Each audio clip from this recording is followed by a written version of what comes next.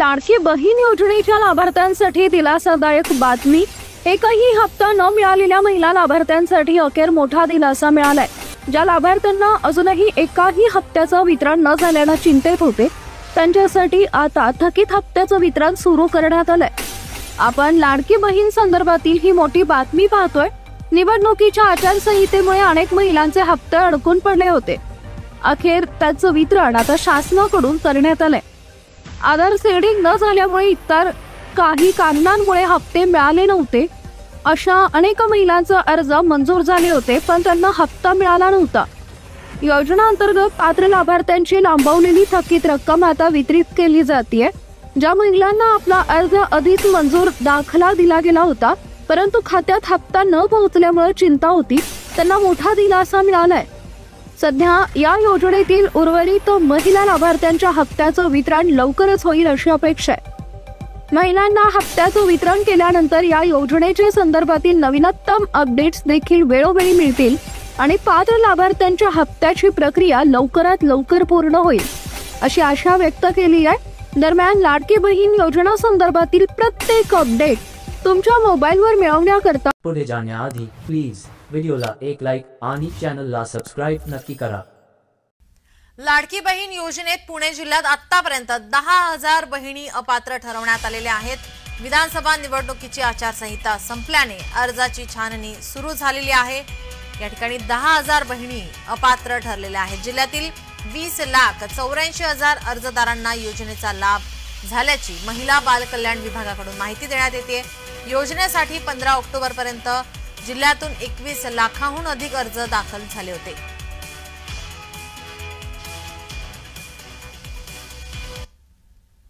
आपले प्रतिनिधी रोहन कदम आपल्यासोबत जोडलेलेच आहेत। रोहन, पुण्यामधून आपण ही बातमी पाहतोय। या ठिकाणी लाडकी बहीण ज्या आहेत 10,000 लाडकी बहीण या अपात्र ठरलेल्या आहेत या योजनेमधून।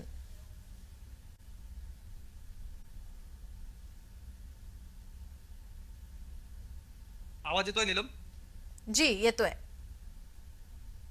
खरं तर 10,000 महिला ज्या आहेत, लाडक्या बहिणी ज्या आहेत, त्यांचे अर्ज अपात्र ठरल्याची माहिती जी आहे ती सध्या समोर येते। स्वतः महिला बाल विकास कल्याण मंडळाकडून जी आहे ती ही माहिती समोर येते। जवळपास 21 लाख अर्ज जे आहेत ते ऑक्टोबर महिन्यापर्यंत आलेले होते आणि महिलांना जिल्ह्यातील या योजनेचा लाभ देखील मिळाला होता। परंतु आचारसंहितेनंतर जी आहे ती याबाबतची छाननी करण्यात येईल, कारण का अनेक ठिकाणी आपण पाहिलं की सरकारी कर्मचारी असणाऱ्या महिला किंवा पती सरकारी कर्मचारी असताना देखील त्यांच्या खात्यावरती फॉर्म भरल्यानंतर जे आहेत ते पैसे आल्याचं आढळून आलेलं होतं। काही घरांमध्ये तर 4-4 फॉर्म भरल्यानंतर गुन्हे देखील दाखल झालेले आपल्याला पाहायला मिळत होते आणि त्या अनुषंगाने या सगळ्यावरती जो आहे तो अंकुश ठेवावा म्हणून या अर्जांची छाननी केली गेली आणि जवळपास 9,800 अर्ज जे आहेत त्यामधून बाद करण्यात आलेले आहेत आणि 5,000 जे अर्ज आहेत ते तात्पुरत्या स्वरूपामध्ये, म्हणजे एखादं कागदपत्र नसल्यामुळे ते बाद केलेले आहे, ते कागदपत्र दिल्यानंतर त्या महिलांना पुन्हा एकदा लाभ मिळेल अशा प्रकारच्या 5,000 महिला ज्या आहेत त्या तात्पुरत्या स्वरूपामध्ये त्यांचे अर्ज जे आहेत ते बाद झालेले आहेत। परंतु सगळ्यात महत्त्वाची गोष्ट म्हणजे निवडणूक संपल्यानंतर जवळपास 10,000 लाडक्या बहिणींच्या अकाउंटवरती आता खात्यावरती जे आहेत ते पैसे येणार नाहीत, कारण का त्यांचे अर्ज जे आहेत पाहिलं छाननी करण्यासंदर्भात बातमी समोर आल्यानंतर आपण जेव्हा महायुतीच्या प्रतिक्रिया जाणून घेण्याचा प्रयत्न केला त्यावेळेस काही जणांकडून सांगण्यात येत होतं की अशा प्रकारची छाननी केली जाणार नाही, प्रत्येक लाडक्या बहिणीला पैसे मिळणार आहेत या योजनेमधून।